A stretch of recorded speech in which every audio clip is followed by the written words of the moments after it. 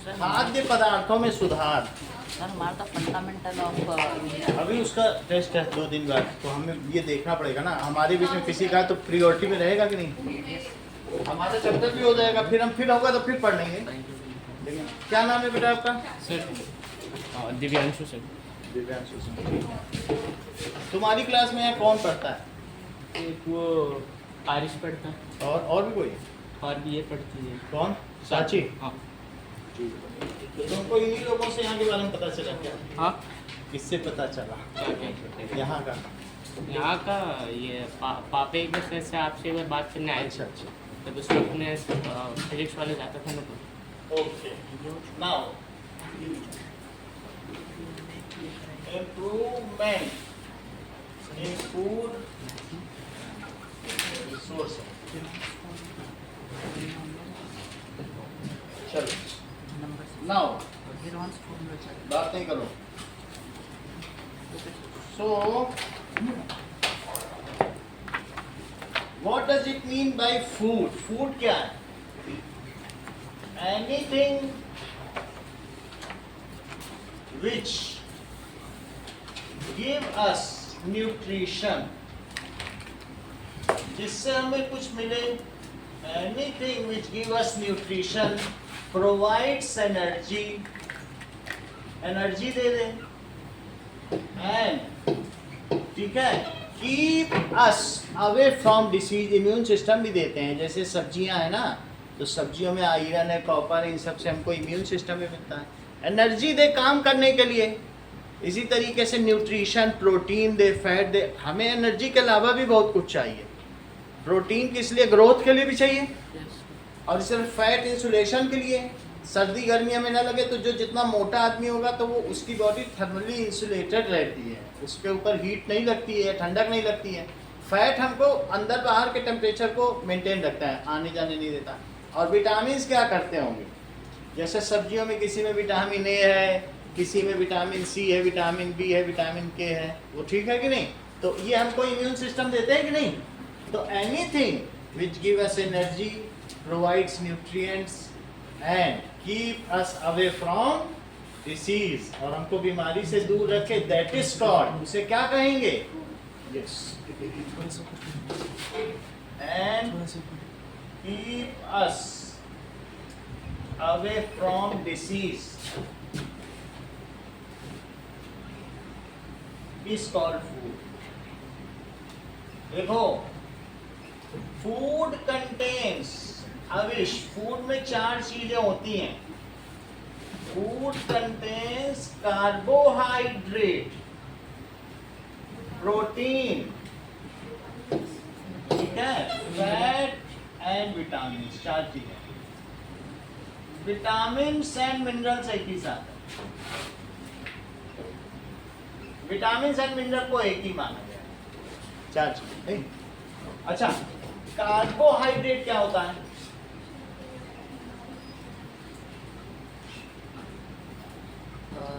it gives energy to our Yes. cells. Carbohydrates are source of energy. It provides us energy. Yes. So, carbohydrates provides us energy. It is available. ये किसमें होगा? In wheat, rice, corn, potato. इसके अलावा भी किसमें होगा? Carbohydrate, cane sugar, चीनी में भी होगा, cane sugar, and fruit juice में भी होगा। इतना ही लिखो। फ्रूट में भी ग्लूकोज होती है। Yes. तो जो ग्लूकोज है, ग्लूकोज किसे तुम कहते हो? जो कार्बोहाइड्रेट को ब्रेक डाउन करके जो सेल्स को मिलता है। सही है, वो भी उन्होंने बहुत अच्छा बता दिया कि ग्रेप का जो जूस है उसका जो पाउडर है ग्लूकोज, ये रिद्धि ने बताया। इनका बहुत नियरली सही बता दिया है। इनका कहने का मतलब है कि ग्लूकोज तुमने देखा वो चम्मच से निकाल के पानी में घोल के, वो कुछ नहीं है, वो अंगूर को सुखा के जो पाउडर बनाए वही है। तो उसका अंगूर का टेस्ट आना चाहिए, अलग अलग फ्लेवर। कोई बात नहीं, अंगूर का कोई टेस्ट नहीं है, वो जो चीनी का ही टेस्ट है, अंगूर में कोई ऐसा टेस्ट नहीं, वो वही वही चीनी, सही है। और लेमन वेमन है, तो इसलिए ग्लूकोज अगर फ्रूट है, फ्रूट को सुखा के उसका पाउडर बनाओगे तो फ्रक्टोज। अच्छा, दोनों का फार्मूला एक ही है। ग्लूकोज का तुम लोग जानते हो, C6H12O6 7th क्लास में लिखा भी था। यही ग्लूकोज है, एक फ्रक्टोज है। इनका बहुत अच्छा मानना है, दैट इज रिद्धि ने जो बात कही है कि glucose what is this, this is the powder of. तो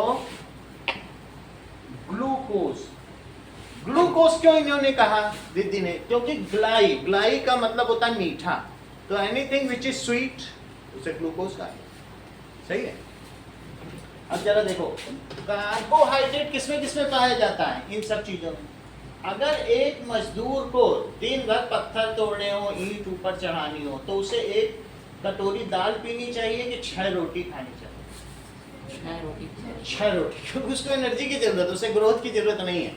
मजदूर देखोगे 10-10 रोटी लेके आते हैं, खाते हैं। और यहाँ रत्नाडा में 80 रुपए किलो रोटी मिलती है, वहाँ रोटियाँ किलो के भाव मिलती है, वो गड्डी में देता है, 80 रुपये केजी ठेलों मिलती है, तो वो मजदूरों की वहाँ बस्ती है सब। तो that is carbohydrates are source of energy. और ये सब जो फूड हैं, ये सब फूड कैसे होते हैं अभिनव? दीज आर, मान लो तुम्हें बारात में जाओ, बिल्कुल पनीर की सब्जी और पनीर मखाने की और तरह तरीके की वेज फ्राई और दाल और ये सब्जी, और बीच में रोटी ही ना हो, खा पाओगे खाना? तो इसलिए कार्बोहाइड्रेट को स्टेपल फूड कहा जाता है, ये मुख्य आहार है। मुख्य आहार का मतलब इसके बिना तुम कुछ नहीं खा सकते, तुमको सब कुछ मिले, एनर्जी ना मिले। कार्बोहाइड्रेट हर जगह का स्टेपल फूड अलग अलग है। जो नॉर्थ इंडियंस है वो रोटी खाते हैं, और साउथ इंडियन तो वहाँ पर राइस ज़्यादा उगता है, वहाँ रोटी का ऐसा नहीं है, ठंडी होती ही नहीं है। रोटी होने के लिए रबी की फसल होनी चाहिए, सर्दी का सीजन। क्या साउथ इंडिया में कभी सर्दी का सीजन पड़ेगा? नहीं पड़ेगा। तो वहाँ गेहूँ कैसे उगेगा? गेहूँ तो नवंबर दिसंबर की जो ठंडी पड़ती है ना, उसमें उगता है, गेहूँ पकता है। तो इसलिए जहाँ पर सर्दी नहीं है वहाँ के लोगों का स्टेपल फूड क्या है? राइस। और जहाँ पर सर्दी है वहाँ के लोगों का मुख्य आहार क्या है? गेहूँ। तो इसलिए कार्बोहाइड्रेट इट इज, एक दो बार नाम पूछेंगे जब तक याद नहीं होगा। क्या नाम बेटा? दिव्यांशु। ठीक है। So Divyanshu, carbohydrate is the staple food of any thali. Carbohydrate is staple. Staple food का क्या मतलब है बताइए? मुख्य आहार है। मुख्य, इतनी बात तो तुम्हें समझ में आ गई? सही है, इसको मुख्य आहार कहेंगे। अच्छा अवीश, इसको कार्बोहाइड्रेट को और क्या कहते हैं? Energy giving food. ये तो जानते हैं, इसको कहते हैं हाइड्रेट यानी वाटर, गीला कार्बन। अच्छा अवीस कहते हैं जैसे 6 कार्बन लो और 6 वाटर ले लो, तो C6 और H12 और O6, उसमें 6 पानी मिला दो तो गीला कार्बन। ये बहुत सही है। और इसी वजह से इसका नाम क्या पड़ गया? कार्बोहाइड्रेट, गीला कार्बन, है कि नहीं? और जरा देखो आगे की बात। सो दूसरी चीज हमने क्या देखी बताइए? कार्बोहाइड्रेट से मिली एनर्जी, और प्रोटीन, ठीक है। प्रोटीन हमें क्या करेगा? प्रोटीन अभी हमको क्या करेगा बोलो? Provides us growth and development of, हर चीज इन्हें मालूम है। तो ये हमें ग्रोथ देता है, क्योंकि हमारी बॉडी किसकी बनी है? सेल की। अच्छा जो सेल होती है, तो सेल के ऊपर एक सेल मेम्ब्रेन होती है, बात जानते हो तुम लोग? सेल मेम्ब्रेन के लिए बनाने के लिए दो चीज चाहिए। क्या क्या चाहिए? प्रोटीन चाहिए और तेल। तेल को फैट कहते हैं। क्या चाहिए? ये भी आंसर, प्रोटीन और फैट। तो बताओ अगर सेल बनानी है तो प्रोटीन तो चाहिए ना। एक सेल से 2 सेल, 2 से 4, 4 से ग्रोथ होगी। प्रोटीन ही नहीं होगी तो सेल बढ़ेगी नहीं, और बढ़ेगी नहीं तो फिर ये सेल का डिवाइड होगी, एक सेल से 2 बन पाएगी क्या? तो प्रोटीन हमें क्या देते हैं बताओ? ग्रोथ। जो छोटे बच्चे स्कूल जाते हैं तो उनको कुछ ना कुछ ऐसा दिया जाता है जो दाल की बनी चीज, सोयाबीन की बनी चीज़ जिसमें प्रोटीन है। बात समझ में आई कि नहीं? जिससे उनका ग्रोथ, और कुछ बच्चे तो सप्लीमेंट भी लेते हैं, प्रोटीन सप्लीमेंट होता है जैसे बॉर्नवीटा, हॉर्लिक्स, बॉर्नवीटा ये सब लेते हैं, कॉम्प्लान, वो प्रोटीन के अच्छे सोर्स हैं। उसकी अलग महक ही होती है, प्रोटीन ज़्यादा होता है उसकी स्मेल अलग ही होती है, पिक्यूलियर टाइप। तो आप समझे ना, बच्चों को क्या ज़्यादा दिया जाता है बताओ? प्रोटीन। और बूढ़ों को कार्बोहाइड्रेट। बूढ़ों को ज़्यादा दाल नहीं दी जाती, उनकी ग्रोथ का तो काम है नहीं कुछ। तो इस तरीके से सबको अलग अलग लक्ष्य है। ये किस में पाया जाता है? ये सोयाबीन में पाया जा सकता है, पल्सेस में, दाल। मैं प्रोटीन, मेरा घर है सोयाबीन। एक तो हम लोग सभी गाना गाते हैं, इसका क्या मतलब है? इनका घर है, प्रोटीन का घर क्या है? Soybean. That is, it is found in soybean. उसी का टोफू पनीर भी आता है। Yes sir. That is soya bean pulses में तूर दाल, अरहर दाल जानते हो? अरहर, मसूर, ब्लैक ग्रीन ग्राम में भी पाया जाएगा, पी में पाया जाएगा, मसूर, मूंग, ये सब हम लोगों के यहाँ खाई जाती है। मसूर, मूंग, और भी कोई जो दाल आपके मन में हो तो उन सभी चीजों का pulses are the main source. Peanut में भी पाया जा सकता है। हाँ बोलो, और किसमें बताओ? कौन ये?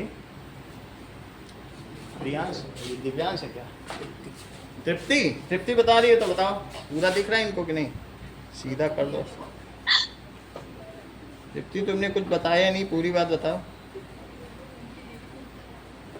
सर मैं कैमरा ऊपर करने के लिए बोल रही थी, वो ऊपर वाला लिखा हुआ ये लोग ऑपरेटर सही नहीं है ना, असली ऑपरेटर पीछे बैठ गया है। अब क्या करेंगे? चलो ठीक है, यहाँ तक बात हो गई। Okay, now protein provides growth. It is used for cell formation and cell division. और सेल बनेगा तो बॉडी बनेगी। तीसरी चीज देखो, फैट क्या करता है?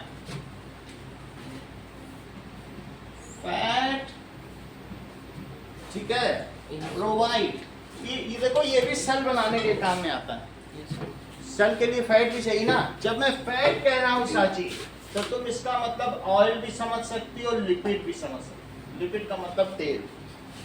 तो that is fat provides us thermal insulation. ये भी क्या करता है? जिसकी बॉडी में फैट ज्यादा है, उस मोटे आदमी को बर्फ की सिल्ली में लिटा दो, मजे से लेटा रहे, उसको कुछ नहीं होगा, क्योंकि फैट है। फैट इंसुलेशन देता है, मोटे आदमी को कोई फर्क नहीं पड़ेगा सर्दी गर्मी से। फैट प्रोवाइड्स अस, क्या करेगा बताइए? Thermal insulation. और it is also reserve source of energy. मोटा आदमी भूकंप में 20 दिन दबा रहेगा तब भी जिंदा रहेगा, उसका फैट पिघलता रहेगा, उससे उसको एनर्जी मिलती रहेगी। तो फैट हमारी बॉडी का कैसा सोर्स है बोलो? Reserve source of energy. It is reserve source of energy. अच्छा, ये सब प्लांट प्रोडक्ट है। कभी मूंगफली को दबा के देखो, भुनी मूंगफली रोस्टेड, उसमें महक अलग, तेल की ही महक आती है। तो this is found in peanut. Peanut oil भी होता है। सोयाबीन के सीड्स हैं, सीड्स में सब में ऑयल होता है। तो इस तरीके से कहाँ पाया जाता है? It is found in cow milk में भी होता है। फैट में तो जैसे हम लोग यूज के तौर पर देखें कि कहाँ हमें फूड चाहिए ना, तो हम किसमें ले सकते हैं? फैट किसमें पाया जाएगा? ऑयल, घी, इन सब में पाया जाएगा कि नहीं? बटर, ऑयल बहुत तरीके के होते हैं। सर फिर तो हमें फैट ही लेना चाहिए। हैं? फिर तो हमें फैट ही लेना चाहिए। अगर मान लीजिए फैट ज़्यादा रहेंगे, फैट में कुछ एक बैड कोलेस्ट्रॉल भी होते हैं जिन्हें ट्राइग्लिसराइड्स कहते हैं। तो वो हमारी जिसमें ब्लड बहता है ना, उसमें जाकर ट्राइग्लिसराइड ऐसे, जिसको कोलेस्ट्रॉल कहते हैं, ब्लॉक कर देते हैं, और फिर ब्लड नहीं बह पाता है, तो उसकी वजह से हमें हार्ट अटैक आ जाता है। तो फैट एक सामान्य मात्रा में लेना चाहिए। अगर ज़्यादा ले रहे हैं, अब कई लोग हैं वो, जैसे हम लोग जानते हैं, वो बड़े बड़े पहलवान हैं जो हनुमान जी बने थे रामायण में, कौन है? खली। ये 1.5 किलो घी खाते हैं। लेकिन हम लोग नहीं खा सकते एक दिन में 1.5 किलो, और वो उतना वर्जिश भी करते हैं। That means that much you have to pullups और ये सब करें तब तो ठीक है। क्या हम लोग उतना काम करते हैं? तो हम जितना फैट खाते हैं वही नहीं पचा पाते हैं। That itself is harmful. ऐसा नहीं है कि, लेकिन फिर वैसी बॉडी होनी भी चाहिए, अदरवाइज इट विल गेट, ये हमारे क्या करेगा, ब्लड वेसल्स को, ब्लड को क्लोज कर देगा, एंड हार्ट फिर ब्लड को पंप नहीं कर पाएगा, हार्ट अटैक आएगा। ज़्यादा फैट अच्छा नहीं, ठीक है। बॉडी मूवमेंट्स को रोकता है। तो it is a reserve food of energy found in oil. और हमारे स्किन के नीचे एक लेयर है एडिपोज टिश्यूज की, वो पूरी फैट की है, वो हमें थर्मल इंसुलेशन। वो जब हम टिश्यू चैप्टर पढ़ेंगे तब पढ़ेंगे। इसके नीचे एक लेयर है ऑयल की। कभी तुमने देखा है कि छोटे क्लास में पढ़ा सेबेशियस ग्लैंड्स होता है जिसमें से स्वेट आता है? यस यस ऐसा कोई वर्ड पढ़ा, सेबेशियस ग्लैंड? वो उसी से ऑयल ही तो निकलता है, फैट वाली ग्लैंड से। तेल नहीं निकलता। कभी कभी स्किन में ऐसे लगाओ तो तेल निकलता है, होता है कि नहीं होता है? तो वो क्या है? That is for fat. और चौथी चीज क्या बताइए? Vitamins and minerals. Vitamins and minerals से पाए जाते हैं। That is vitamins are found in vegetables. तो विटामिन्स हमें क्या करेंगे अभी नाउ? विटामिन्स प्रोवाइड अस, ये कुछ एनर्जी नहीं देते हैं, इम्यून पावर। इम्यून पावर का मतलब है प्रतिरोधक क्षमता। They keep us away from disease and enables us to fight from disease. ये हमें हेल्दी रखते हैं, इतना ही इनका काम है। अगर आपके स्टेपल फूड है और दाल है, ये सब चीज़ें विटामिन नहीं है तो बीमारी हो सकती है, जबकि हरी सब्जियों को खाने से और फ्रूट को खाने से बीमारी से दूर रहें। तो vitamin provide us immune power and keeps us away from disease. इसके एग्जाम्पल्स क्या हैं? That is vitamin are.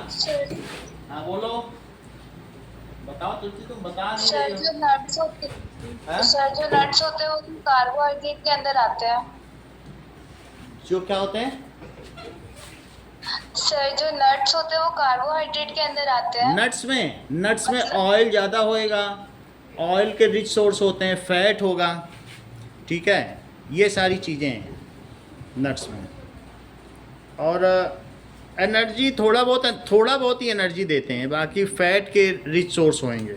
सही है, बाकी देख के बताएंगे। चलो, A B C D E और के ये सारे हैं। Vitamin A, that is vitamin A की वजह से हमें क्या करता है? ये हमारी आई साइट को मजबूत करता है। और मान लीजिए अगर नहीं हो, इसकी डेफिशिएंसी से जीरोथैल्मिया रतौंधी हो जाएगी। 6 बजे के बाद तुमको सड़क पे कुछ दिखेगा, नाइट ब्लाइंडनेस। तो ये हमको क्या देता है बताइए? Eye sight. So keeps our eyes healthy, keeps our eye sight strong. और इसकी डेफिशिएंसी से कौन सा रोग होगा? That is disease due to deficiency.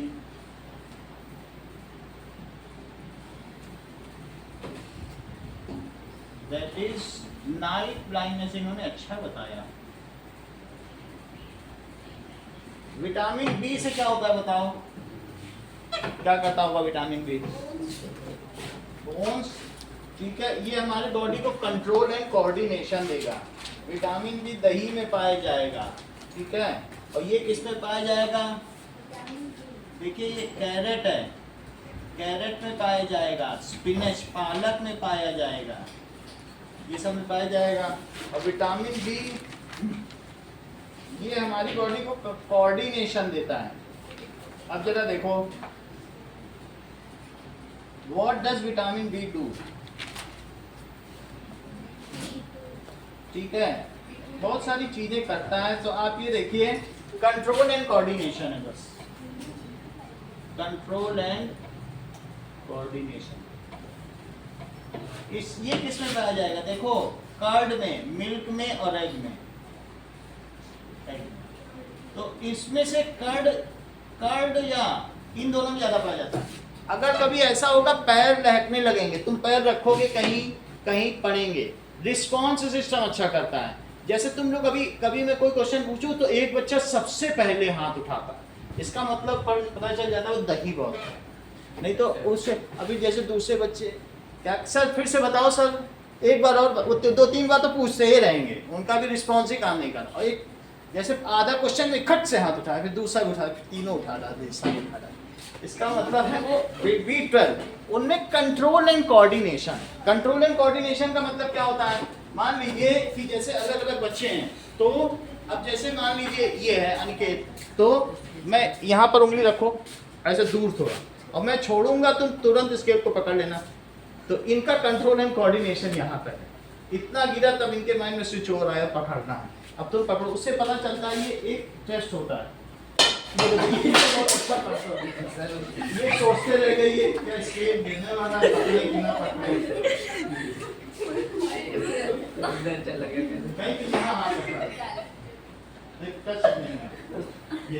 तो इस तरह तुमने देखा कंट्रोल एंड कोऑर्डिनेशन और पास जितना पास रख सकते हो रखो। ठीक है, तो समझ गए ना आप लोग?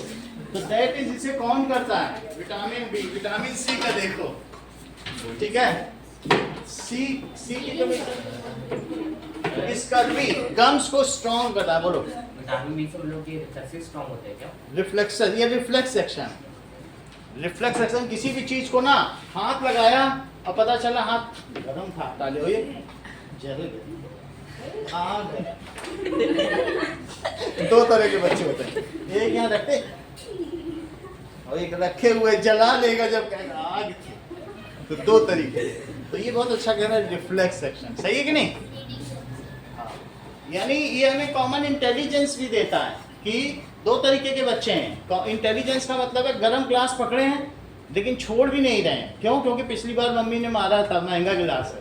तो दो तरीके की चीजें हैं। इंटेलिजेंस है वो देखेगा छोड़ने में ज्यादा हारने की मार खाने में, तो कहेगा नहीं छोड़ो, नहीं रख दो, बच जाओ बस। ये कॉमन इंटेलिजेंस है। वो साथ में थिंकिंग एबिलिटी के साथ इस रिफ्लेक्स भी देता है। ये सब काम विटामिन B12। अच्छा, तीसरी चीज देखो, विटामिन सी क्या करता होगा? स्कर्वी। इसकी कमी से बेरी बेरी रोग होता है, यानी कंट्रोल एंड कोऑर्डिनेशन जाता रहता है। Beriberi. और इसकी कमी से क्या होगा? गम का सॉलिंग, मसूड़े फूल जाते हैं, इसको स्कर्वी कहते हैं। लाल लाल किसी के मसूड़े हो, स्कर्वी। और ये पाया जाएगा ऑरेंज में, लेमन में, आंवला में भी पाया जाएगा। सन से जो रे मिलती हाँ? है, जो सन से हमें रे मिलती है वही तो विटामिन सी होती है। ये देखो इन्होंने डी का बता दिया कि सन रेज में विटामिन डी है। बहुत अच्छी बात इन्होंने कही। हम इसका लिखे पहले सी का। तो ये क्या पाया जाएगा? दैट इज सी क्या करता है बताइए? Keeps gums stronger. और डी क्या करेगा? ठीक है, रिकेट्स हो जाएगा। रिकेट्स सन रेज, जैसे किसी ने हाथ ऐसे रखा और हाथ ऐसे गिर गया, अरे हड्डी टूट गई। It is bone osteoporosis, bone weaker. गिरने से ऐसे ही गिर जाए, फिसल जाए, 2-4 हड्डी टूट जाए, दैट इज कैल्शियम बोन की वीकर। कमी। तो कैल्शियम, ये vitamin D, it is sunlight में पाया जाए। जो थोड़ा धूप में रहता हो, धूप में रहे थोड़ा सा हार्ड, तो उसमें विटामिन डी बोन स्ट्रॉन्गर बनाता है। विटामिन ई क्या करता है? स्किन के लिए इतनी इतनी छोटी छोटी कैप्सूल सब नीचे जगह मिलती है, तो गर्ल्स तो बहुत यूज करती हैं। इसको तोड़ा, चेहरे पे लगा लिया, बाल ऐसे कर लिए, चमकदार बन जाएगा। और बॉयज भी आजकल सब करने लगे, क्योंकि बॉयज के भी मेंस के पार्लर हो गए हैं। तो इस तरीके से हम देखते हैं कि 5 रुपए की टेबलेट आती है, लेकिन उसके काम बहुत है। तो ये हमारी स्किन के ग्लो के लिए होता है। दैट इज स्किन का जो है टेक्सचर अच्छा बनाता है, ठीक है। और नहीं तो किसी में ऐसे हाथ लगाए लकीर खिंच जाती है, तो इसका मतलब है कि that is due to vitamin E की कमी की। तो हमारी स्किन को हेल्दी करता है, कीप्स स्किन हेल्दी। सर क्या ठीक है। सर क्या क्या क्या लगाते हैं? विटामिन ई की कैप्सूल आती इतनी बड़ी बड़ी, बादाम के तेल में पाया जाएगा। आप लोग ना अभी लड़कियां लगाते तो वो उसको लो और तुम कुछ भी ग्लिसरीन लो या दूध में या क्रीम जो घर में लगा रहे हो उसमें मिला लो, वो कैप्सूल तोड़कर। ये कॉमन है आजकल, सब क्या यूज हो गया, उसको उसमें डाल दी। कैप्सूल नहीं होता है, तेल की कैप्सूल नहीं होती है। तो तुम इन्हीं क्या चले जाओगे। ये कौन है ये? इधर प्रोविजन स्टोर कौन सा पड़ता है जो सेगुंडे महेश का खूब बिकता है। दिन में 100 बिकते हैं, दिन में 100 कैप्सूल बिकती है। ये इतना कॉमन हो गया। और बस उसको आप तोड़िए, शैम्पू में डाल लो, जो घर की क्रीम लगा रहे हो, तेल लगा रहे हो, चेहरे पे लगा लो, बस कुछ नहीं करना है। ठीक है। जैसे शादी होती है तो अपना शादी से पहले लगा लिया, चेहरे पे खूब चल रहा है। तो ये कीप स्किन हेल्दी, और ये स्किन डिसीज है। इसको क्या करता है? ड्राई स्किन हो जाती है। क्या हो जाती है? और ये बादाम में मिलता है, जो बादाम मिलता है। बादाम को क्या कहते हैं? एलमंड। और विटामिन के क्या करता है? यूज ऑफ विटामिन के ब्लड। ये According to NHS, ठीक है, vitamin K is a group of vitamins that the body needs for blood clotting, wounds to for heal। wounds to heal. There's also Yep। some evidence vitamin platelets का K काम may करता ठीक है। तो ये हमारे घाव को भी ठीक करेगा, वूंड सील कर देगा, सब काम करेगा। ब्लड क्लॉटिंग, कभी कट हुआ, ब्लड जम गया।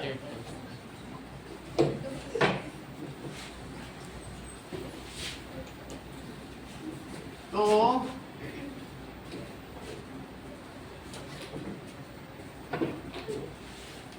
ओके,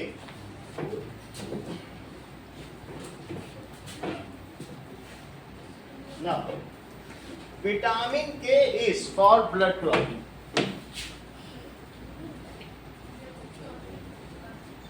क्लॉटिंग कराता है, और भी कई चीज कराता होगा। ठीक है, ये सब है। सोर्स ऑफ विटामिन के ग्रीन वेजिटेबल्स है, स्पिनच है, तो that is green vegetables. Sir कितने विटामिन लगते हैं? है कितने विटामिन लगते हैं? बच्चे, कितने विटामिन होते हैं? यही है बस। यही तो अब आगे देखो। Now that is improvement in food resources. अब हम बात करते हैं, ये तो फूड हो गया। फूड का इम्प्रूवमेंट क्यों चाहिए? As our population is 800 billions. World wise हमारी जो पॉपुलेशन ही एक्सपोनेंशियली बढ़ रही है, और पिछले 30-40 साल में तो 3 गुना बढ़ गई, बहुत तेजी से बढ़ रही है। तो अगर if there is not enough food, तो हमारी लाइफ एक एनिमल से भी बेकार हो जाएगी, क्योंकि फूड तो हमारी बेसिक नहीं रहा। तो हमें क्या करना चाहिए कि जिससे हम फूड का मैनेजमेंट कर सकें। फूड मैनेज करना पड़ेगा। क्यों मैनेज करना पड़ेगा? क्योंकि जो अर्थ का एरिया है वो लिमिटेड है, उसमें तुम एक सीमा से ज़्यादा नहीं उगा सकते। कितना उगा लोगे? हरित क्रांति कर लोगे, ग्रीन रेवोल्यूशन कर लोगे, लेकिन एक सीमा से ज़्यादा तो नहीं उगा सकते। अभी राजस्थान में एक किसी ने अमेजन से मंगाई थी, इजराइल से बालियाँ, तो उसने गेहूं की बाली जो इतनी बड़ी होती है ना, वो 12-12 इंच की बाली उगा ली, और उसको वीडियो में दिखाया जा रहा है टीवी में खूब कि देखो कितने उन्नत हैं। यानी जो दूसरे देश के लोग हैं वहाँ पर खेती बहुत इम्प्रूव्ड है, और अभी हमारे यहाँ उतनी इम्प्रूव्ड नहीं है। तो हमें क्या करना होगा बताइए? अच्छी वैरायटी के सीड्स यूज करने पड़ेंगे कि नहीं? HYV seeds. HYV seeds use करने पड़ेंगे ना। अब देखिए, वैरायटी सीड्स जाता है, फिर इसे agriculture in China.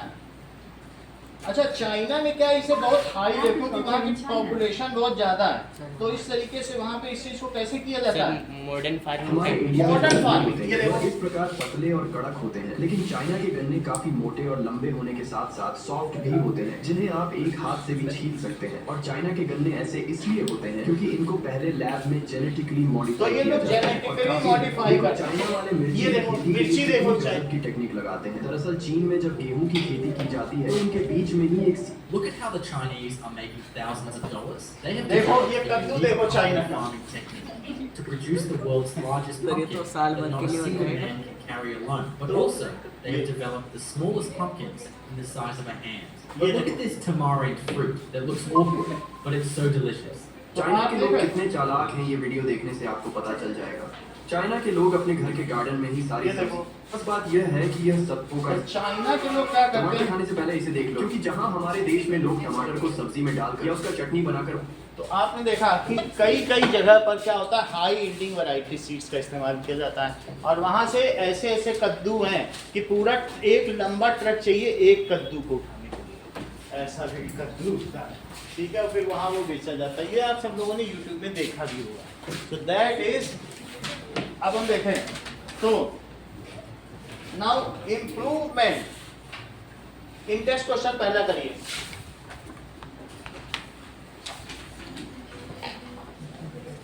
Page number 141, नहीं उसका क्या होगा?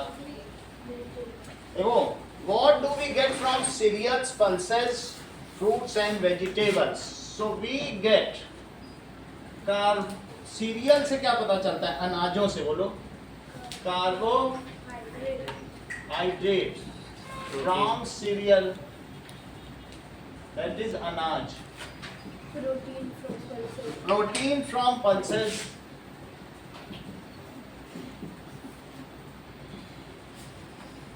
जब मैं मिनरल की बात कर रहा हूं तो मिनरल भी हमारी बॉडी को चाहिए, जैसे sodium ion, potassium ion, iron, copper ion, manganese ion, calcium भी चाहिए, यस सर, आयोडीन।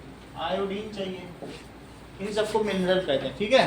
तो हमारी बॉडी में कुछ एलिमेंट्स भी चाहिए, विटामिन भी चाहिए और मिनरल्स भी चाहिए। अब देखिए, what we get fruits and vegetables, उससे क्या पाते हैं? Vitamin and minerals. Vitamin and minerals. Arish नोट कर रहे हो? क्योंकि याइंग आ रही है।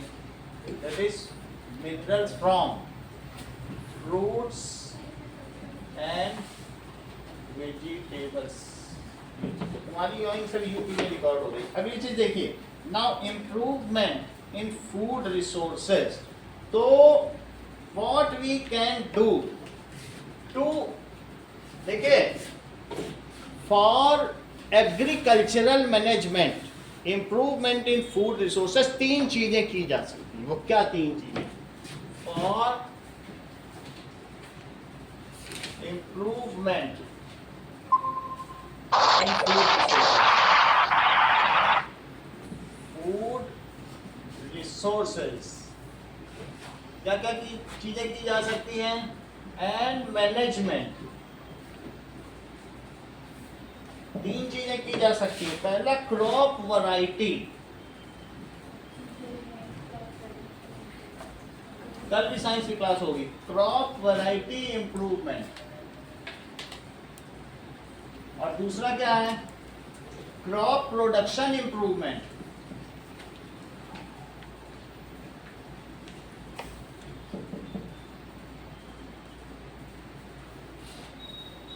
और तीसरी चीज क्या है? Crop protection. देखो ध्यान से सुनो, वो रिद्धि दूसरी बार बोलती नहीं है, फिर एक बार चला गया तो नोट्स नहीं लिख पाओगे। वो नोट्स करते रहो जो बोलती जाए। अभी पोलो के बारे में बोल रही, आप लोग नोट नहीं कर रहे हैं, सब दिक्कत होती है बात, ठीक है, यहाँ तक की बात हो गई। पहला क्रॉप वैरायटी इंप्रूवमेंट, अगर सही सही सीड्स आप डालोगे तो क्या होगा? तो क्रॉप की वैरायटी इंप्रूव होगी। Crop production improvement, crop production improvement का क्या मतलब है? 1 एकड़ एरिया में आप जितना गेहूं उगाते हैं, इजराइल उसका 6 गुना उगाता है। समझ में आ गई बात की नहीं? तो प्रोडक्शन भी बढ़ना चाहिए पर एकड़। हम हरित क्रांति कर चुके हैं, लेकिन अभी भी हम वर्ल्ड में बहुत पीछे हैं। चाइना तो सबसे नंबर 1 है खेती में, उसकी बहुत कम जमीन है, 10% वो कल्टीवेबल लैंड है, उसमें वो इतने लोगों को 140 करोड़ को खिला देता है।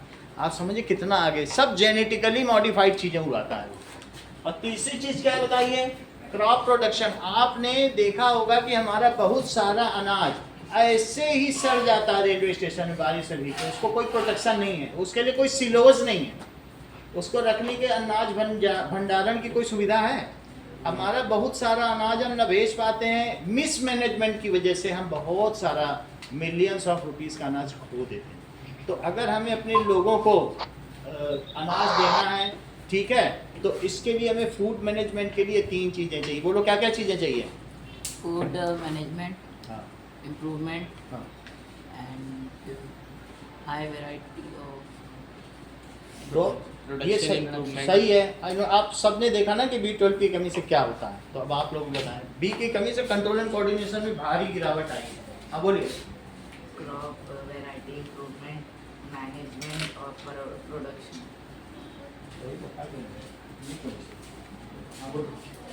Crop variety improvement, crop production management, crop protection. ठीक है, इम्प्रूवमेंट पहले 2 में। प्रोडक्शन बढ़ाना है, वैरायटी अच्छी करनी है। वैरायटी अच्छी करने का मतलब है तुम यहाँ से एक एप्पल भेज रही हो ऑस्ट्रेलिया और 15 दिन तक अगर वहाँ पहुँचे, 15 दिन तक हेल्दी रहे तो तुम्हारी वैरायटी ठीक है। और ऐसा सेब उगाओ कि रखते ही 1 दिन में सड़ जाए, तो वो अच्छा है कि 15 दिन तक रहे, जिसमें 15 दिन। तो वो उसको कहते हैं वैरायटी इम्प्रूवमेंट। सही है कि नहीं?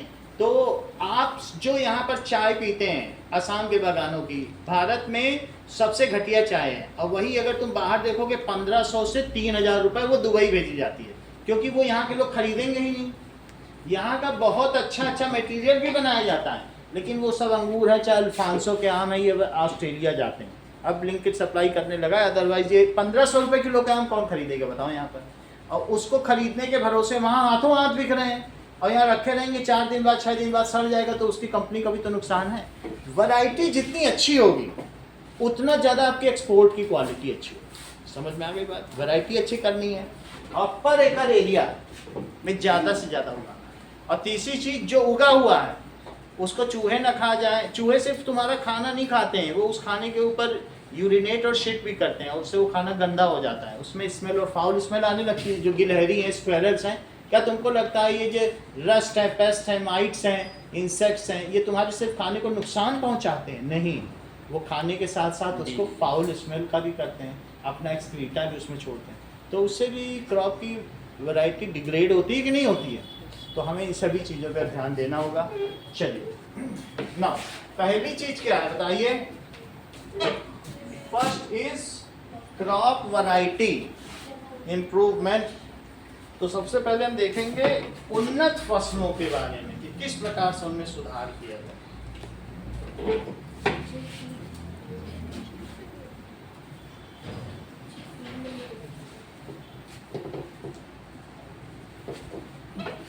ओके, नाउ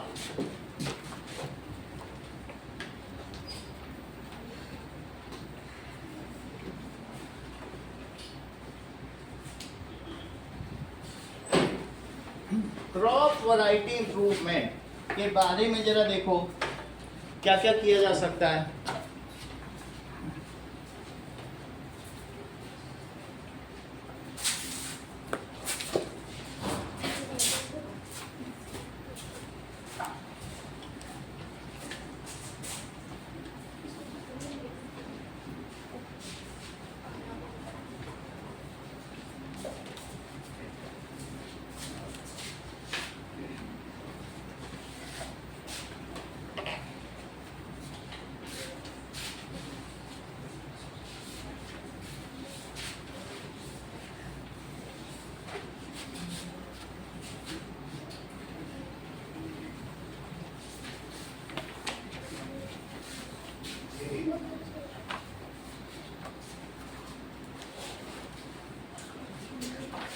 अब देखिए,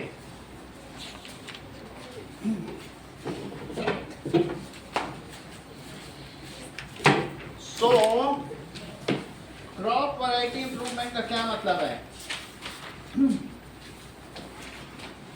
Such variety of seeds to be used, such variety of seeds should be used so that जो क्रॉप होगी वो कैसी होनी चाहिए? क्रॉप इज इंसेक्ट रेजिस्टेंट, यानी उस पर कीड़े ना लगें। ऐसा होता है, अगर अच्छी वैरायटी है तो जल्दी उसमें रोग नहीं होते हैं। That is insect resistant. Weather resistant, बात समझ में आया? जरा सा सर्दी गर्मी पड़ी तो पाला पड़ा, पता चला फसल ही गिर गई, अच्छी फसल होगी, अच्छा बीज होगा, सब झेल जाएगा। Weather resistant.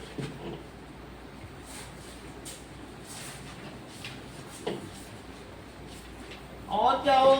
कंटेन्स, उसमें कैसा होना चाहिए? Sufficient nutrition. ऐसा सेब होना चाहिए बस उसमें जूस ही जूस निकल जाए, खूब बहुत सारा न्यूट्रिशन। बात समझ में आई कि नहीं? तो दैट इज सफिशिएंट।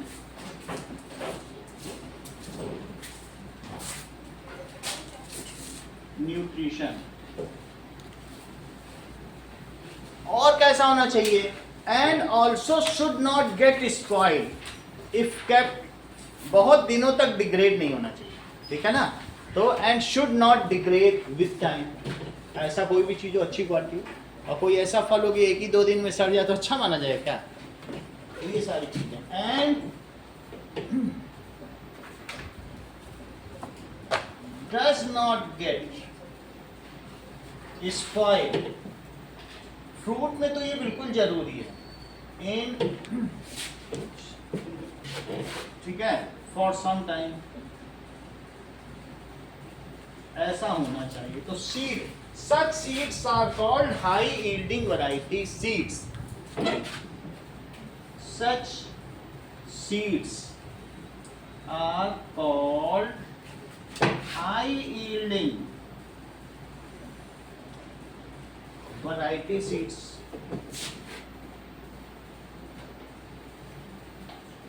जैसे मान लीजिए एक हमारे गार्डन का आम है और बिल्कुल छोटा सा है और उसमें गुठली नहीं है, लेकिन एक जंगल का आम है और वो बड़ा सा है लेकिन उसमें गुठली है। इन दोनों के अगर हम क्या करें, इसे बिल्कुल पतली सी गुठली है सीड्स, इन दोनों का हाइब्रिडाइजेशन करें। कुछ इसके डीएनए ले, डीएनए किस तरीके का स्ट्रक्चर होता है सेल के अंदर, और इसके अंदर भी डीएनए होंगे।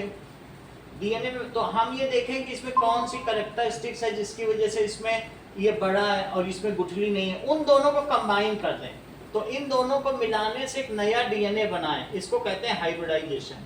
ये भी होगा, ये भी होगा, तो इस चीज को क्या कहते हैं? संकरण या हाइब्रिडाइजेशन। उसको कहते हैं हाइब्रिड सीड्स। ऐसा सीड क्या कहलाता है बताइए? Hybrid seeds. तो इसी तरीके से जो फ्रूट्स होंगे चाइना में, उसमें बहुत सारा जूस निकलेगा। जी मैं डालते हैं उसका चट। फ्रूट्स प्रोडक्शन इन चाइना, एक तो पहली बात ये बहुत ज्यादा लंबे स्तर पर करते हैं। ये हाइब्रिड ग्रेप्स हैं, देखो ग्रेप ही कितने बड़े बड़े। तो अब देखिए हर चीज का, ठीक है, और ये काफी समय तक खराब नहीं होगा। चाइना के कृषि वैज्ञानिकों ने फलों के साथ छेड़छाड़ करके इन्हें इतना बदल दिया है कि आप इन्हें देखकर यकीन नहीं करेंगे। जैसा कि आप देख सकते हैं, इन वैज्ञानिकों ने सेब के डीएनए को मिलाकर दुनिया का सबसे बड़ा बेर उगा दिया, जो स्वाद में भी सेब जैसा ही लगता सेब को बेर है। अब जरा इसे देखें, यह दुनिया का सबसे बड़ा और लंबा एवोकाडो है, जिसे लोफा के डीएनए को मिलाकर उगाया गया है। अब ये फल आपको लीची जैसा लग रहा होगा, क्योंकि इसमें लीची का डीएनए मिला हुआ है। इसे रंबुटान कहते हैं और ये खाने में बेहद स्वादिष्ट और मीठा होता है। चाइना में पाए जाने वाले कुछ ऐसे फल जिसे खाना तो दूर आपने सपने में भी नहीं देखा होगा। सबसे पहले इस तरबूज को देखिए। ऐसा तरबूज आपने अपने पूरे जीवन में नहीं देखा होगा, क्योंकि यह तरबूज गोल की बजाय लंबा है, जो केवल चाइना के किसान ही उगाते हैं। अब जरा इस फल को देखिए, जिसका नाम है सिट्रॉन फल। ये दिखने में नींबू जैसा लगता है और साइज में पपीते जितना होता है, जो कि खाने में हल्का खट्टा और मीठा लगता है। अब जरा इस फल पर नजर डालिए। ये है लॉन्गन, जो चाइना, थाईलैंड और वियतनाम जैसे देशों में उगाया जाता है।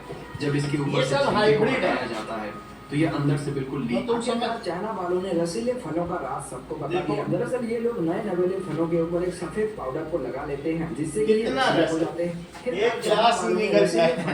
सबको बता दिया। दरअसल ये लोग नए, इतनी बात हो गई। तो दैट इज, इसके लिए क्या किया जा सकता है? तो फॉर दिस हाइब्रिड सीड्स, अब आजकल तुमने देखा ऐसे भी पपीते आते हैं उनमें बीज ही नहीं होते हैं, बहुत मार्केट में आ गया। सो हाइब्रिडिंग वैरायटी सीड्स का भी होता है। What does it mean? So farmers can use hybrid seeds also. Farmer क्या यूज कर सकते हैं बताइए? Hybrid seeds farmers can use. अब ये हाइब्रिड सीड्स क्या होते हैं Divyanshu? Hybrid seeds, hybridization is a process of crossing over between two varieties of same kind of fruit और वेजिटेबल। दो अलग अलग वैरायटी, जैसे मैंने दो वैरायटी दिखाई, उनके बीच में अगर हम क्रॉसिंग ओवर करा दें, आधा डीएनए इसका ले आधा डीएनए इसके, ठीक है, इसको बायोटेक कहते हैं। अभी जब तुम 11th में जाओगे, बायोटेक अगर तुमने ले लिया 40,000 रुपए की तो सीधी नौकरी तुरंत ही मिल जाती है वहाँ, जब कहीं पर भी फार्म में या कृषि अनुसंधान बीज अनुसंधान केंद्र में, सीड डेवलपमेंट सेंटर। तो ये थ्रस्ट एरिया, इसमें यही काम चलता रहता है। और एक बार भी तुम सफल हो गए, तुमने सही चीज बना दी, तो फिर हाथों हाथों बिकने लग जाए। तो इसका क्या मतलब? What does it mean by hybridization? It is combining of two DNA of ठीक है, डीएनए। फ्रूट का डीएनए कैसे किस चीज का? कैसे लेते हैं उनका DNA? फ्रूट में, जैसे फ्रूट में आप ये देखें कि अगर एक पपीता है वो बहुत मीठा है, बीज बहुत ज्यादा है, और दूसरा एक ऐसा पपीता है कड़वा है, बीज नहीं है, तो दोनों को मिक्स कर दो, एक ऐसा पपीता तैयार होगा जो मीठा भी होगा और बीज भी नहीं होगा। उस चीज को फिर डीएनए कुछ नहीं, एक सेल लेनी है और सेल को माइक्रोस्कोप के अंदर करके, तो उसके अंदर इस तरीके का स्ट्रक्चर, ये डीएनए ही है, ये डीएनए इस तरीके से होता है, ठीक है कि नहीं? तो फिर जब उसको माइक्रोस्कोप के अंदर रखे, डीएनए रिकॉम्बिनेंट टेक्नोलॉजी होती है, उसमें दोनों के डीएनए को क्या कर दिया जाएगा? कंबाइन कर दिया जाएगा। तो डीएनए का कुछ कुछ स्ट्रक्चर ऐसा होता है, ऐसा, ये डीएनए ऐसा दिखता है। तो इसको स्ट्रक्चर को क्या करेंगे? जोड़ देंगे, और फिर उसके बाद उसी फ्रूट के सेल में डाल देंगे, फिर वो बढ़ता जाएगा अल्टीमेटली उसे सीड बनाएंगे। ये चीज डीएनए सभी चीज में होता है। इवन सद्दाम हुसैन ने भी, किसी में, हम लोगों में भी डीएनए। सद्दाम हुसैन एक ड्रॉप अपना ब्लड छोड़ के गया था साइंटिस्ट के पास, अब बोला इससे सद्दाम हुसैन बना लेना। 12 सद्दाम हुसैन थे इधर, एक को मारा जाता था फिर अगला। इसी तरीके से तो डॉली बनाई गई। डॉली का क्या मतलब होता है? वो जो क्लोन होता है। हमारा बाल तोड़ दिया जाए तो उससे तुम्हारे एक बाल से 100 अनुष्का बनाई जा सकती है, क्योंकि हर एक में वो डीएनए है। इवन पता चल जाता है, जैसे कोई वो है चोर और होते नहीं है, ये एनआईओ, ये सब, वो थूक के चला गया कुछ, वो बस उसका एक स्पिट मिल गया, तो चोर मिल गया, वही कहते हैं चोर मिल गया। तो अब वहां पर उन्होंने उसको कंप्यूटर पे रखा, डीएनए रखा, क्योंकि उसमें सेल है, उस सेल को रखा, फिर किसी आसपास से पूछा जो था वो कितने साल का था, 40 साल का था, उसमें डाल दिया 40 ईयर्स के चेहरे के साथ दिखा दिया मेले के में। 20 साल नहीं पकड़ा गया, फिर वहाँ 60 डालेंगे, 60 ईयर में कैसा दिखता है वो दिखा देगा, वही 40 वाले दिखाएगा। बचपन में कैसा दिखता था, फोटो बचपन की मिल गई, अरे यही तो है, देखो कहाँ पर है। तुम अपना डीएनए छोड़ के जाओ, 60 ईयर्स के बाद तक तुम्हारा दिखा देगा, इतने पे इतने ये दिखोगे, इतने पे पूरा डीएनए से हम सब कुछ पता चल जाता है। तो इस चीज़ को कहते हैं हाइब्रिडाइजेशन की टेक्निक। समझ में आई? जैसे आप ये देखो कि ऑस्ट्रेलिया की जो काऊ है वो दूध देती है 6 बकेट।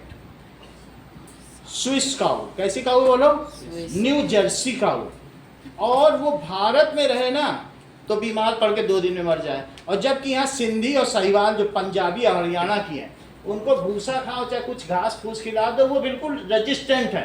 तो इन्होंने क्या किया, वहाँ से मंगाया जो स्विस काऊ है उसका एक बैल मंगाया, और यहाँ की गाय मंगाई, और दोनों की मेटिंग कराई, जो बच्चा पैदा हुआ वो दूध भी दे रहा है और खूब बीमारी से भी है। इस चीज़ को हाइब्रिडाइजेशन, बात समझ में आ रही है कि नहीं? तो इस चीज़ को क्या कहते हैं, जब 2 वैरायटी, एक डिसीज रेजिस्टेंस होनी चाहिए, और एक अगर डेयरी का काम कर रहा है तो डेयरी प्रोडक्ट खूब सारा दे, और दूसरा काम डिसीज रेजिस्टेंस होनी चाहिए। हमने जंगली फ्रूट को क्यों चुना बताओ? जंगली फ्रूट में वो जंगल में है, यहाँ बगीचों में कीड़े लग जाते हैं, और जंगल में वो आराम से मजे कर रहा है, उसको ना कीड़े लग रहे हैं ना कुछ लग रहा है। भाई क्या चीज़ आ गई इसमें? इसमें डिसीज रेजिस्टेंस। तो इसको जरूर लो डीएनए में, डिसीज रेजिस्टेंस। एक जंगल की वैरायटी ली जाती है, एक गार्डन की, और दोनों को मिक्स करके एक नई चीज़ बना दो, ठीक है कि नहीं? What does it mean by hybridization? संकरण की प्रक्रिया से आप क्या समझते हैं? if two varieties Of course. of same kind of species, DNA of two varieties, if this crossing over किया जाए, क्या किया जाए बताइए? Combining. लिखो इसको, जैसा बुक में लिखा वैसे ही लिखो, crossing over of two different varieties of same plant, crossing over of two different varieties, genetically उनका जीन अलग अलग है, different varieties of same plant, ठीक है, is called hybridization. इससे क्या होता है? It produces a new plant having characteristics of both the parent plant. जो नया बना है वो डॉटर प्लांट कहलाएगा, और जिनको कंबाइन किया गया है उससे क्या कहेंगे? Parent plant. New plant which has characteristics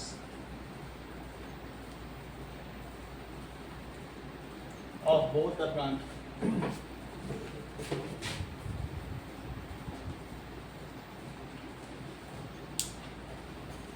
अब देखिए,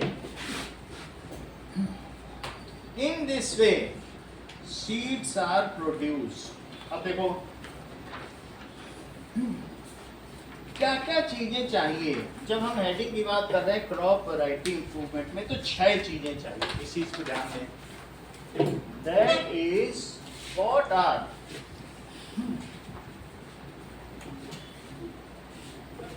डिफरेंट कैरेक्टर्स नीडेड. तो अब देखो, if single plant is produce over a large area, है ना, उसी को तो क्रॉप कहते हैं, ये तो तुमने पढ़ा है. लार्ज एरिया में एक सिंगल प्लांट को उगा दिया जाए, सिंगल काइंड ऑफ वैरायटी, उसे क्रॉप कहते हैं. उसी के हम वैरायटी के इंप्रूवमेंट की बात कर रहे हैं. So some factors by which variety improvement can be done. Some factors, so by which variety can be improved. देखो, पहली चीज कि तुमको हायर यील्ड चाहिए. ऐसी चीज लाओ कि हायर यील्ड, पर एकड़ तुम्हारी पैदावार बढ़े. अगर तुम ऐसा नहीं करोगे तो किसान खरीदेगा ही नहीं वो बीज. उसको फायदा होगा, तुमको खुद बायोटेक बन करके लैब में नहीं उगाना है.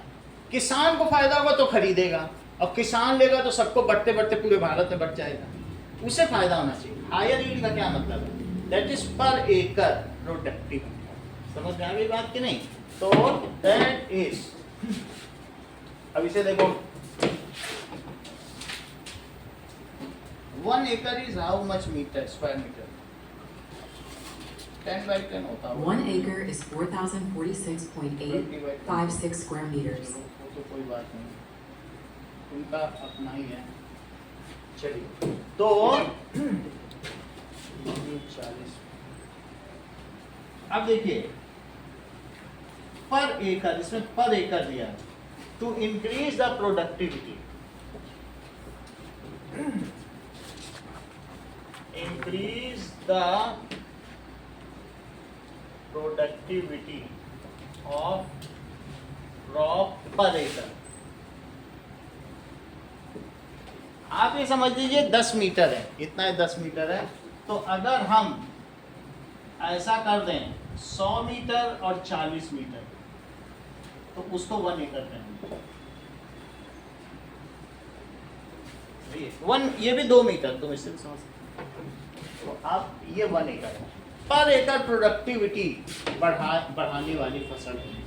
Seeds should B such that productivity, पर एकड़ प्रोडक्टिविटी इज लार्ज. दूसरी चीज हायर यील्ड, इसे क्या कहेंगे? और सेकंड पॉइंट बताएं,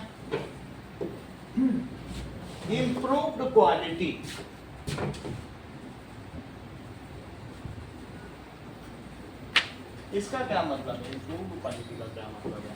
दैट मीन्स अगर आपके पास क्वालिटी बिल्कुल जरूरी है।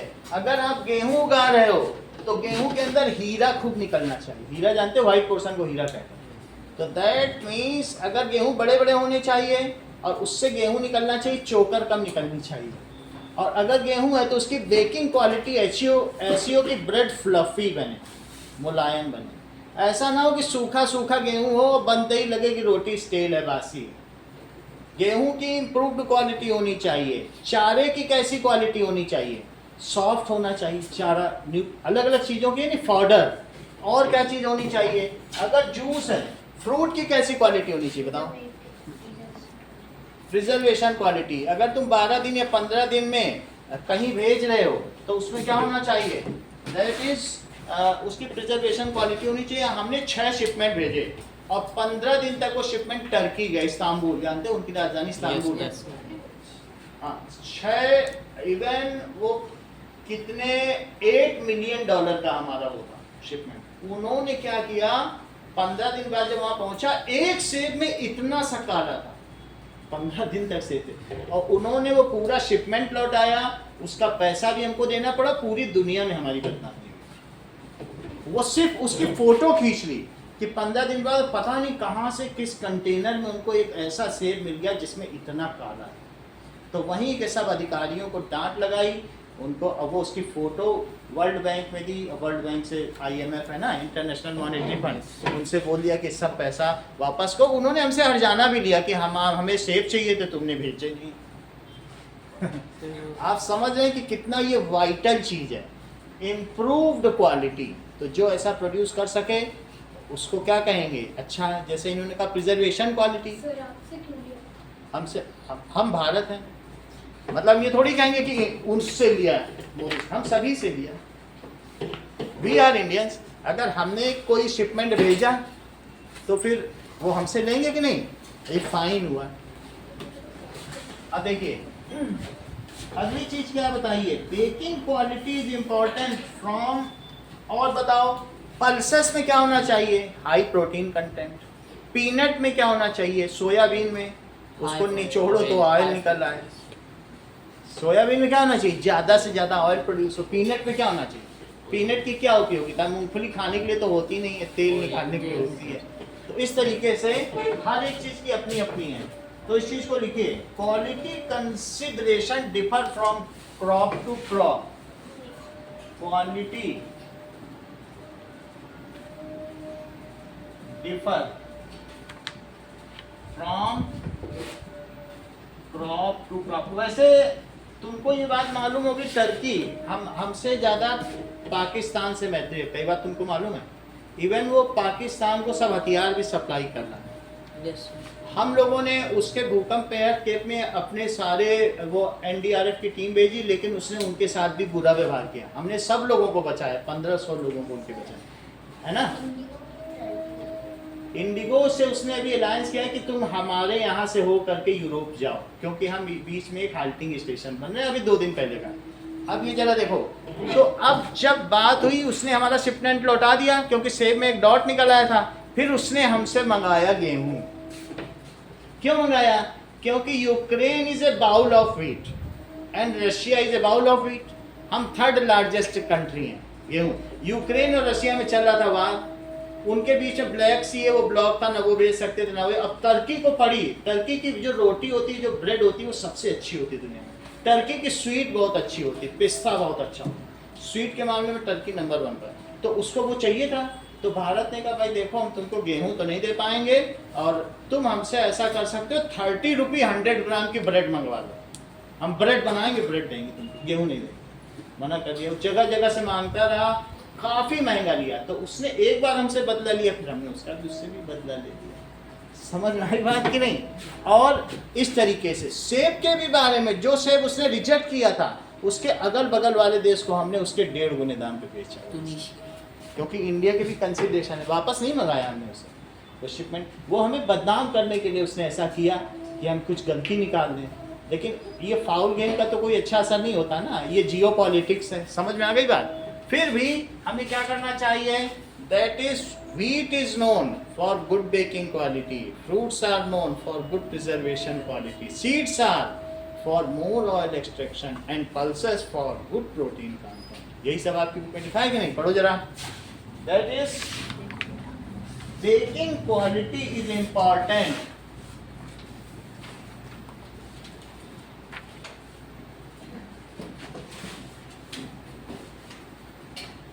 For wheat, preservation quality,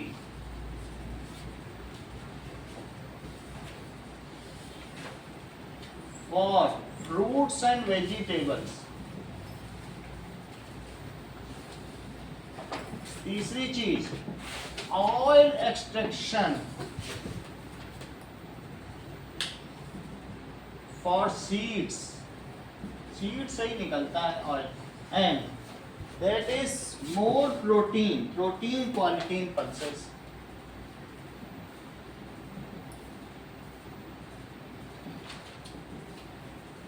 तो अनिकेत, पहली चीज है हायर यील्ड, ज्यादा पैदावार. दूसरी चीज है उच्च गुणवत्ता, यानी उसकी क्वालिटी अच्छी होनी चाहिए. लेकिन तीसरा कह रहा है चेंज इन मैच्योरिटी ड्यूरेशन. इसका क्या मतलब है? That is change in maturity duration. तुम ही बता सकते हो अनिकेत, तुमने पहले भी आज काफी चीजें बताई हैं. बोलो. हाँ बताओ. यूजुअली क्रॉप को 6 महीने लगते हैं grow करने. अगर हम उसको 3 महीने में grow कर दें. सही है. फोटो पीरियड, यानी हमको मालूम है रबी की फसल जो होती है 6 महीने में होती है. हम उगाते हैं अक्टूबर में और उसे काटते कब है? बोलो. हाँ ये देखो, तो ये इन्होंने पूरी बात, ये देखो ये ठीक है. वो तो एग्जैक्ट. अब हम लोग देख लें.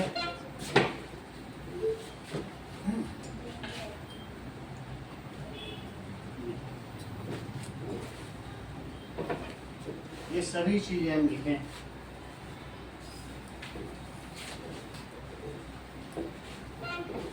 तो फोटो पीरियड का क्या मतलब है? ये देखो, जैसे कि जनवरी, फरवरी, मार्च, अप्रैल, मई, जून, जुलाई, अगस्त, सितंबर, अक्टूबर, नवंबर, दिसंबर. अक्टूबर से लेकर मार्च तक ये रबी की फसल. इसमें क्या है? रबी. इसमें अक्टूबर नवंबर में बोइंग है और इसमें फरवरी मार्च में हार्वेस्टिंग है. मिडिल मार्च तक भी जाती है. तो कुछ लोग, अब ये देखो, अप्रैल तक भी जाती है. सही कह रही है, यहाँ तक की हार्वेस्टिंग. और जो बीच का 4 महीने हैं, ठीक है, उसमें जिसको हम लोग ठंडी का मौसम कहते हैं, शिशिर ऋतु, हेमंत ऋतु, शरद ऋतु, वो सारे मौसम में पकती है. लेकिन अगर ये उस समय हम इसे 3 महीना या 2.5 महीना कर दें, उसका फोटो पीरियड, सनलाइट पीरियड, तो उसको कहते हैं change in maturity duration. America ने यही किया. उसने 4 महीने में रबी की फसल उगाई और साल की 3 रबी उगा डाली कैलिफोर्निया. बात समझ आई कि नहीं? तो ये किसकी फसल हुई? बोलो. रबी. रबी में क्या उगाया जाता है? व्हीट. फिर इसके बाद यहां से देखो, दैट इज जून से लेके ये खरीफ. इसे क्या कहेंगे? खरीफ. तो खरीफ में राइस. मैं स्टेपल फूड की बात कर रहा हूँ. और भी चीजें उगाई जा सकती हैं, उनकी बात नहीं कर रहा. वो आप पैडी और भी चीजें उगा सकते हैं. पैडी, राइस की जगह क्या लिखना चाहिए? धान. धान से राइस बन जाएगा. अच्छा, इनके बीच में सब्जी उगाई जाती है, इसको कहते हैं जायद. जायद में क्या उगाया जाता है? वेजिटेबल्स. सही है. अगर इनके फोटो पीरियड को तुम घटा दो, 6 महीने की जगह 4 ही महीने हो जाए, तो ज्यादा फसल उगा सकते हो. तो किसान को क्या फायदा नहीं होगा? तो अच्छे से उग जाएगा. जमीन को रेस्ट नहीं मिल पाएगा. जैसे तुमने एक उगाया, तुरंत दूसरा डाल दिया, फिर तीसरा डाल दिया. तो अमेरिका ऐसा ही करता था. सारा न्यूट्रिशन चला जाता था. कैलिफोर्निया के आसपास जमीन उसकी इनफर्टाइल हो गई. अच्छी खासी सॉइल को उसने सैंड बना डाला और उससे 10 मीटर ऊंचे गुबार उड़े और वहां के रहने वालों के घरों में शीशों के अंदर सब रेत जाने लगी। आज वो घोस्ट सिटी है, भूतों का शहर, सारे लोग अबेंडेंड हो गए, वहां कोई नहीं थे। तो तुम अगर नेचर के साथ खिलवाड़ करोगे। शाहजहां ने 18 साल की मुमताज से 17 बच्चे निकाल दिए और अंत में वो मुमताज मारी गई। उसके पेट में 18वां जब बच्चा था 6 महीने का, तो वो उसको लेके युद्ध करने गया, कड़बड़ कड़बड़ कड़बड़ कड़बड़। उसका तो पूरा हेल्थ भी खराब हो गई और फिर वो मारी गई वहाँ पे, है ना। अगर प्रेग्नेंट है उसको तुम युद्ध मैदान में ले जाओ, क्या घोड़े पे बैठा दे। फिर वो 2 महीने तक नहीं निकला उसकी डेड बॉडी के साथ, और फिर निकलने के बाद उसकी छोटी बहन से शादी। फिर आप समझ सकते हो कितना प्यार किया उससे। तो हमने ये कहा कि किसी भी चीज़ को जब तक रेस्ट नहीं दोगे तब तक क्या होगा बताइए, क्या वो ठीक तरह से उगेगी। तो सॉइल के साथ भी सॉइल के रिप्लेनिशमेंट का एक न्यूट्रिशन पीरियड है, उसको रिप्लेनिश करना पड़ेगा कि नहीं करना पड़ेगा। नाउ यहाँ इन्होंने पूरी बात क्लियर कर दी अनिकेत ने वंस फॉर ऑल, कि कोई चीज़ अगर 6 महीने की है तो उसे 4 महीने में अगर उगा सकते हो, that is reduction in photo period. ठीक है कि नहीं। तो चलिए इस चीज को लिखें, that is the shorter the duration of crop from sowing to harvesting. ये कौन सा है बताओ, सोइंग। ये क्या है, मैच्योरिंग। और ये क्या है, दैट इज हार्वेस्टिंग। बुआई, पकाई, कटाई, जो फसल जानते थे, बोना, पकना और काटना। छोड़ दो उसको, उसका प्रॉपर एग्जाम है। Now shorter the duration from sowing to harvesting. Sentence पूरा करो अनुष्का, बोलो। देखो कितना अच्छा इन्होंने बता दिया। अब इस चीज को हम लोग लिख लें, शॉर्टर द ड्यूरेशन। तुम हार्वर्ड में पढ़ी हो, इतना कैसे बता ले रही हो।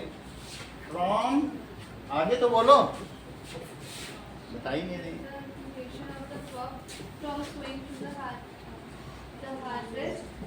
सोइंग टू हार्वेस्टिंग, उससे क्या फायदा मिलेगा,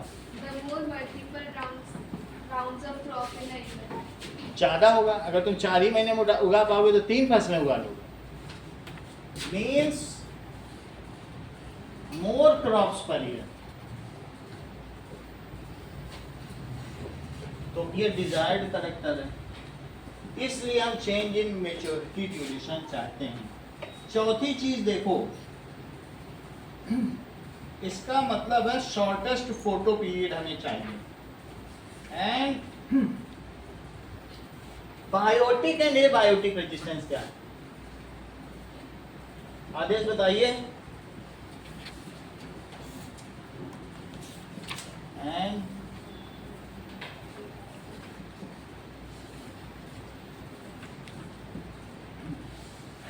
देख लो, कभी कभी तुमने देखा है कि ऐसे ऐसे एप्पल आते हैं बिल्कुल बाहर चमकते हैं, वैक्स टाइप, है ना। अगर उनको कीड़े खा लें तो क्या होगा बताओ, मर जाएंगे, इतना वैक्स है। तो दैट मीन्स आप ये समझिए, दिल्ली में हम लोगों ने क्या किया, 1 किलो सेब खरीदा। सेब खरीदने के बाद वो पैकेट पॉलीथीन रखा रह गया, उसको अलमीरा के ऊपर रख के हम लोग छुट्टी चले गए। छुट्टी 1.5 महीने की काट क्या है, वो चमकता हुआ सेब वहीं रखा हुआ था और काटा तो बिल्कुल फ्रेश।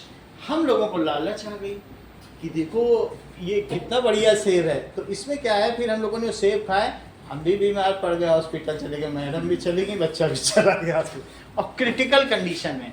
आप ये समझिए कि होता क्या है कि कुछ लोग इतना पेस्टिसाइड, इंसेक्टिसाइड सब डाल देते हैं, समझ आए कि नहीं। वो चीज़ एक होता है नेचुरल फ्रूट जो ऐसे ही होगा और जो सबसे सस्ता मिलेगा ठेले में, वो ज़्यादा हेल्दी है क्योंकि उसमें कोई पेस्टिसाइड नहीं है। और लेकिन अगर ज़्यादा पेस्टिसाइड, इंसेक्टिसाइड डाल के बहुत अच्छा सा वैरायटी है, कीड़े तो मरेंगे लेकिन उस जहर से तुम भी मर जाओ। वो जहर तुम्हें क्या वो नहीं कर पाएगा क्या। तो इस तरीके से क्या होता है बताइए, बायोटिक एंड एबायोटिक कंपोनेंट का क्या मतलब है कि दैट मीन्स ऐसा सीड लगाओ, crop production should not go down. लेकिन किसान तुम्हारे बारे में तो सोचेगा नहीं, तुम्हारा दोस्त है क्या, वो तो अपनी फसल के बारे में सोचेगा नहीं। एक बार मार्केट में गई, उसका पैसा मिला, बात खत्म। बिकती है ये फसलें, लोग खरीदते भी हैं, हम लोग बहुत ऐसा खा रहे हैं। देखो इस चीज को, that is crop production should not go down. ऐसा सीड लगाना कि उसको should not go down due to pest. Pest किसे कहते हो? चूहे, रैबिट, है ना? पेस्ट दैट इज रैट्स, जो जमीन के अंदर सब स्ट्रेटम में रहते हैं, जमीन के अंदर बिल बना के रहते हैं, उनको पेस्ट कहते हैं। जैसे खरगोश, ऐसा होता है कि नहीं? खरगोश, तो ये चूहे, तो that is paste. Rats, squirrel, उसे ना खा पाए, ठीक है, और कोई भी ना खा पाए। इंसेक्ट, कीड़े भी ना खा पाए। माइट्स, मकड़ी, ये सारा, दीज आर, इन्हें क्या कहेंगे? Biotic component. बहुत सारे और भी वायरस है, माइक्रो ऑर्गेनिज्म, कोई ना खा पाए। तो these are biotic components which spoil the crop। तो यहाँ ऊपर बात क्या कही गई है? Biotic resistance. Seeds should be of such a greater quality that it is biotic resistance. Seeds कैसी होनी चाहिए? Biotic resistance. Abiotic component का औसत क्या होता है? भाई 6th से पढ़ते आ रहे हो, कोई अभी थोड़ी ना पूछना, ऐसे ही थोड़ी यहाँ तक पहुंच। बोलो। नॉन लिविंग कंपोनेंट पूरा बता दिया। जैसा इन्होंने बताया, heat, temperature, frost, flood, drought, इन सभी चीजों से भी पेड़ तुम्हारा बचा है। अगल बगल वालों के पेड़ तुम्हारे सब पड़ोसियों में खराब हो जाए, तुम्हारी खेत लहलहाती रहे, उसको कहेंगे ए बायोटिक। सबके खेत में बर्फ गिरी, ओले गिरे, सबकी फसल खराब है, तुम्हारी लहलहा। पूछे कहाँ से मंगाया? बोलो इस्तांबुल से मंगाया, अमेजन से। That means abiotic components. What are abiotic component? जैसा हम लोगों को औसत ने बताया, क्या बताया? That it should be abiotic components. इसके अलावा नीमाटोड्स भी हो सकते हैं। नीमाटोड्स तुम जानते हो? जमीन के अंदर रहने वाले कीड़े, नीमाटोडा। देखो नीमाटोडा वहाँ लिखा हुआ है, दैट इज मोलस्का, कोई नीमाटोडा के। ये एनीलिडा, ये अर्थवर्म दिख रहा है सब नीचे, अर्थवर्म, वो अर्थवर्म हो गए। नीमाटोड्स कुछ नहीं, अर्थवर्म तुम जानते हो कि नहीं? अर्थवर्म की फैमिली के बहुत सारे ऐसे कीड़े हैं जो फसलों को खा भी जाते हैं। अर्थवर्म तो फ्रेंड है, सही है। चलो, एबायोटिक कंपोनेंट क्या बताया गया? बोलो।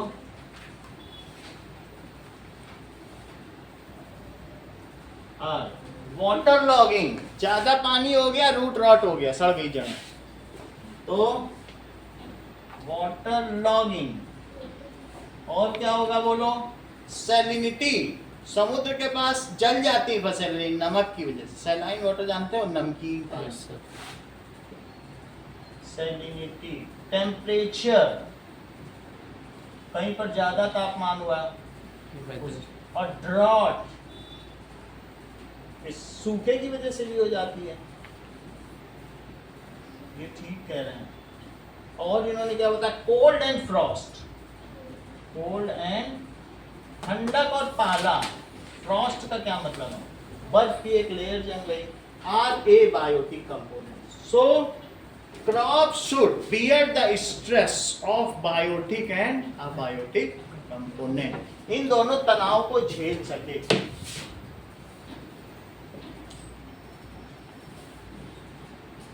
Bear the stress of biotic and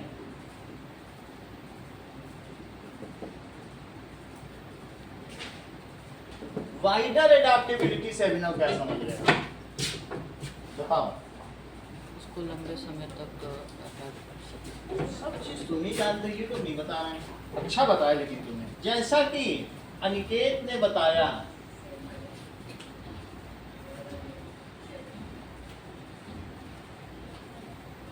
कि ऐसा बीज होना चाहिए कि केरल में फेंक दो तो उगाए, तमिलनाडु में फेंक दो, यूपी में फेंक दो, कश्मीर में फेंक दो, हर जगह हर मौसम में उग जा रहा है।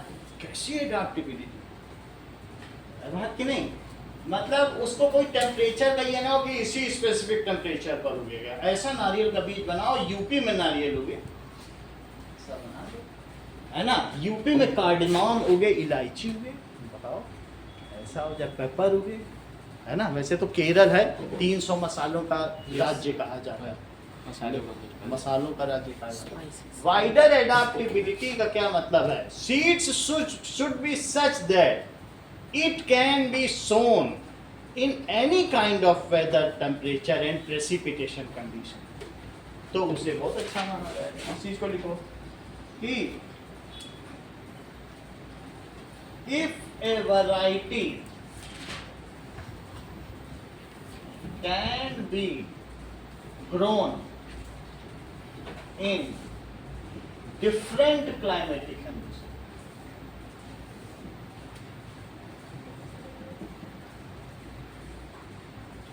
एग्जाम्पल क्या है?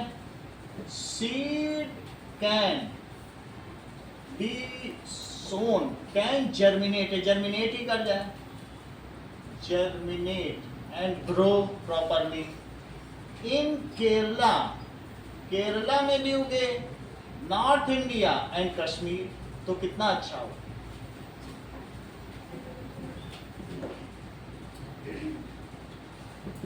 Now, next is desirable agronomic characteristic। इसके बारे में भी बताइए दीदी।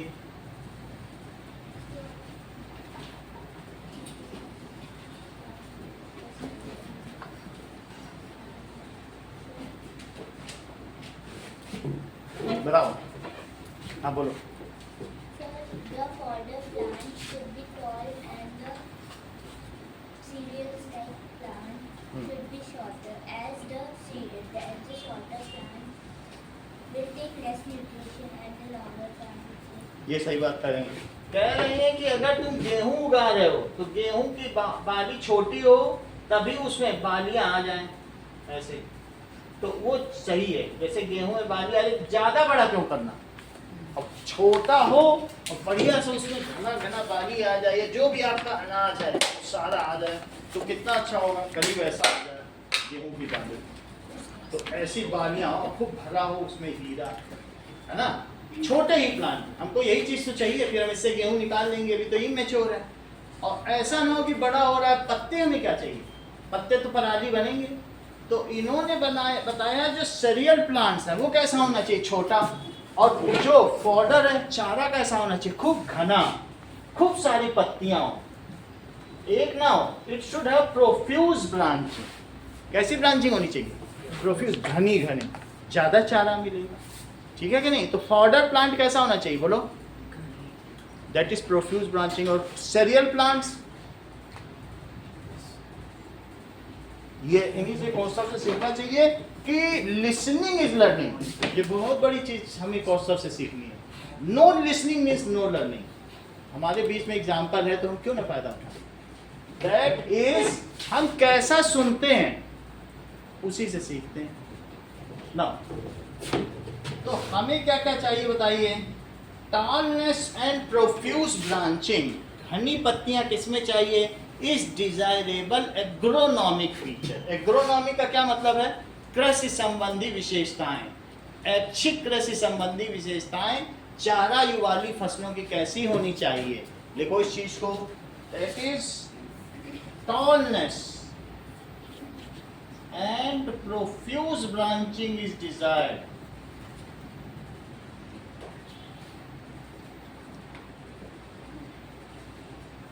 इसमें डिजायर्ड है इन बॉर्डर प्लांट्स। और बोलिए, डॉफनेस किसमें डिजायर्ड है, डॉफनेस यानी बौनापन is desired in cereal crops. Okay, in text question देखिए, how do biotic and abiotic factors affect crop production?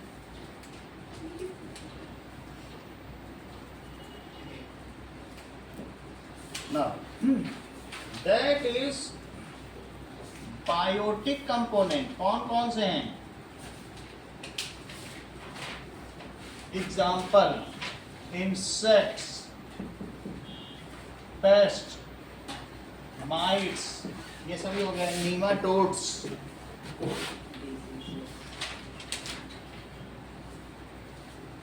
जैसे अर्थवॉर्म, ये क्या करते हैं बताइए? दे स्पॉइल आवर क्रॉप, ठीक है। कैन,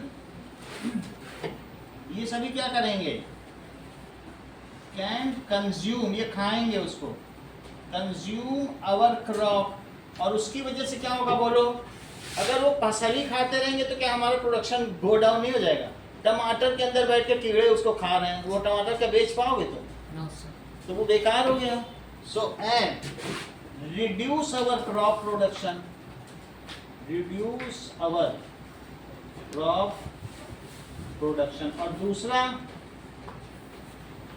दूसरी चीज क्या है? मान लो सैलिनिटी हो गई, ये सब हो गया, it will degrade the quality and quantity.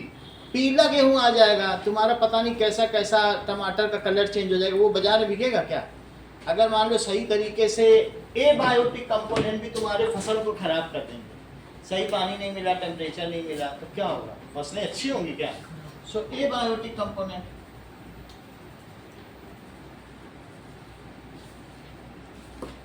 इसका मतलब क्या है?